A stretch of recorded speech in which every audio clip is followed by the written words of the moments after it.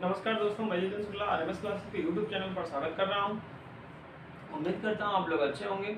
जैसा कि वीडियो का 2018 का सॉल्व पेपर मैं करवा रहा था, इससे पहले मैंने 6 पार्ट हिंदी का करवा चुका हूं। ठीक है, आज मैं 7वां पार्ट लेकर के आया हूं। आप लोग अगर मेरे चैनल पर पहली बार देख रहे हैं तो ज़्यादा से ज़्यादा पहले सब्सक्राइब कर लीजिए और ज़्यादा से ज़्यादा अपने दोस्तों मित्रों को शेयर करिए। ठीक है दोस्तों, पेपर कंफर्म लगभग डेट है 90%, 17, 18 या 19 ऐसे ही 3 डेट जून में है। ठीक है, तो बिना देरी किए हुए हम लोग स्टार्ट करते हैं। चलिए स्टार्ट करते हैं। जैसे वह पढ़ता है लेकिन बात भी करता है, व्याकरण की दृष्टि से रेखांकित शब्द को पहचानिए। तो जो रेखांकित मतलब क्या है, लेकिन तो रेखांकित शब्द क्या है, क्या मतलब ये कि क्रिया विशेषण है, अव्यय है, सर्वनाम है या संज्ञा है। तो अव्यय हो जाएगा। एक बात ध्यान रखिएगा कि अव्यय जो होता है अविकारी होता है, इसमें कोई विकार नहीं होता है। और इसके साथ साथ ये समझ लीजिए कि ये इसमें निपात भी कह सकते हो। ठीक है, निपात भी टाइप के क्वेश्चन होते हैं, तो इसका कोई परिवर्तन नहीं होता है। ठीक है, रविवार है वह घर पर ही रहेगा। मतलब एक सेंटेंस है कि रविवार है वह घर पर ही रहेगा, व्याकरण की दृष्टि से रेखांकित शब्द को पहचानिए। ही, तो ही में क्या है, सर्वनाम, परसर, निपात या प्रत्यय। ठीक है दोस्तों, तो इसमें हमें बताना है कि कौन सा सही है। तो ही ये आपका निपात हो जाएगा। एक बात ध्यान रखिएगा कि निपात जो होता है, निपात ये 9 प्रकार के होते हैं। कितने प्रकार के होते हैं? 9 प्रकार के होते हैं। और इनको हम अव्यय भी बोल सकते हैं। अगर इन केस सर्वनाम, परसर, निपात प्रत्यय नहीं होता, अगर अव्यय होता तो उसको भी हम लगा सकते थे, क्योंकि अभी इसका कोई परिवर्तन नहीं होता, कोई चेंजिंग नहीं हो सकता है, इसलिए इसको एक बोलेंगे। आकाश में चंद्रमा चमक रहा है, रेखांकित शब्द यानी आकाश पर्यायवाची शब्द नहीं है। किसका नहीं है? तो एक बात ध्यान रखिएगा, आकाश पर्यायवाची है, व्योम का भी है, गगन का भी है, नभ का भी है। ठीक है, रसाल का नहीं है। ठीक है, आकाश का अंबर भी होता है, अंबर भी होता है, आसमान भी होता है। ठीक है दोस्तों, तो ये सारे पर्यायवाची आकाश के होते हैं। संतोष का विलोम है, संतोष का एक असंतोष हो जाएगा, सीधे सीधे है, बी, सी और डी। तो संतोष का विलोम जो है वो क्या हो जाएगा, असंतोष हो जाएगा। अस्वीकार का स्वीकार हो जाएगा, असहयोग का सहयोग हो जाएगा। ठीक है दोस्तों, नेक्स्ट है युग्म शब्द की कौन सी जोड़ी सही है। तो कौन सी जोड़ी सही है, ये देखो, पहला है न्याय अन्याय, मतलब ये विलोम में है।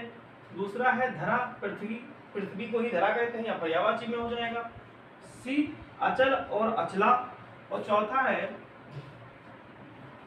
मान अपमान, यानी कि अचल और अचला, ये आपका सही जोड़ा है। इसमें सब मतलब किसी में विलोम है, कोई पर्यायवाची है।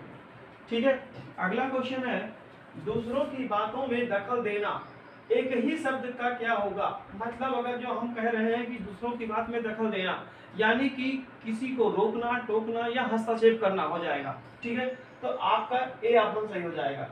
ठीक है, नेक्स्ट है मुंबई के निकट पुणे है, रेखांकित शब्द में क्या है, क्या सही है, समुच्चय बोधक है, संबंध बोधक है, सर्वनाम है या संज्ञा है। तो जैसे भी आपने प्रसर्ग या विभक्तियां पढ़े हैं जिसमें कर्ता ने कर्म को कारण से प्रदान के लिए या प्रदान से अलग संबंध का की के रारी ने, उसमें संबंध बोधक हो जाएगा, क्योंकि यहाँ के आया है। ठीक है, माता पिता अपने बच्चों के लिए कड़ी मेहनत करते हैं, सही बात है, कड़ी के लिए। तो ये क्या है, अभी मैंने बताया कि ये क्या था। जैसे परसर्ग कहे या मतलब विभक्ति बोले तो परसर्ग यहाँ हो जाएगा के लिए, किसमें है, संप्रदान के लिए। ठीक है, वचन की दृष्टि से कौन सा जोड़ा सही नहीं है, कौन सा जोड़ा सही नहीं है, मतलब कि लता का लताएं होता है, घोड़ा का घोड़े होते हैं, किताब का किताबें होते हैं, और सखी का सखियां। अब एक बात ये ध्यान रखना कि इसमें जो है चौथा ऑप्शन यानी कि सखी और सखियां, ये आयोग ने सही माना है। ठीक है दोस्तों, चलिए इतना नोट कर लीजिए, समझ लीजिए, और अपने दोस्तों मित्रों को ज़्यादा से ज़्यादा शेयर करिए, और इस लिंक से जुड़िए, इस चैनल से जुड़िए, आपको जरूर लाभ मिलेगा। ठीक है दोस्तों, और ज़्यादा से ज़्यादा सब्सक्राइब कर लीजिए। ठीक है दोस्तों, चलिए अगला क्वेश्चन देखते हैं।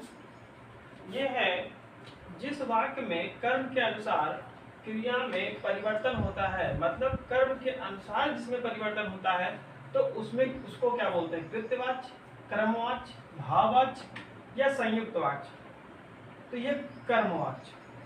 ठीक है, कर्मवाच्य। निम्नलिखित में भविष्य काल को पहचानिए। भविष्य काल मतलब, भविष्य काल का मतलब ये हुआ कि देखो काल कितने प्रकार के होते हैं? 3, यानी कि एक तो वर्तमान होता है, एक भूत होता है, एक भविष्य होता है। वर्तमान का मतलब जो आज चल रहा हो, भविष्य का मतलब जो आने वाला हो, और भूत का मतलब जो पीछे बीत चुका हो। तो यहाँ पे हम सेंटेंस के अकॉर्डिंग मुझे बताना है, गाय घास चरती है मतलब अभी चल रही है, यानी कि वर्तमान काल हो गया। रोहन मुंबई गया था, अगर गया था तो पहले की बात कर रहा है, यानी भूतकाल हो गया। मैं कल घूमने जाऊंगी, ये फ्यूचर की बात यानी कि भविष्य की बात कर रहा है, यानी कि ये सी ऑप्शन। मध्यम पुरुष में तू का सही बहुवचन क्या होगा? आप लोग होगा, तुम लोग होगा, हम होगा, या ए लोग होगा? तो तू का तुम लोग होगा।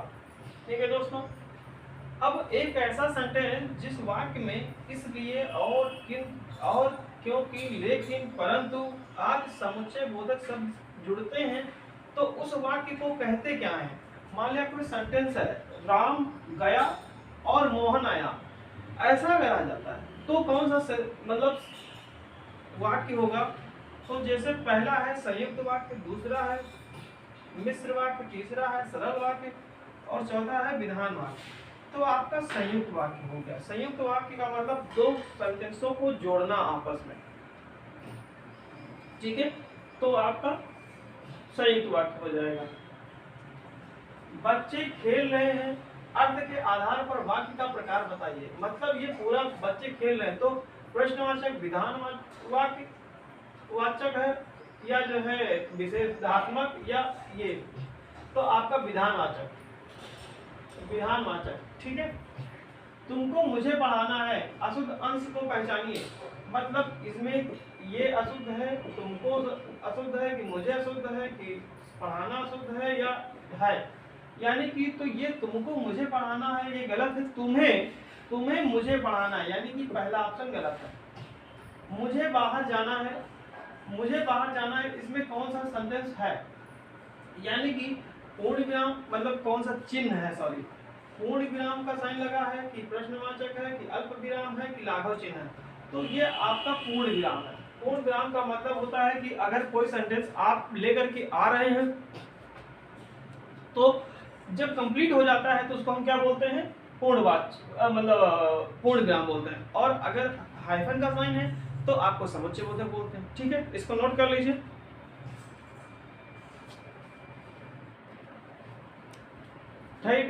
Thank you.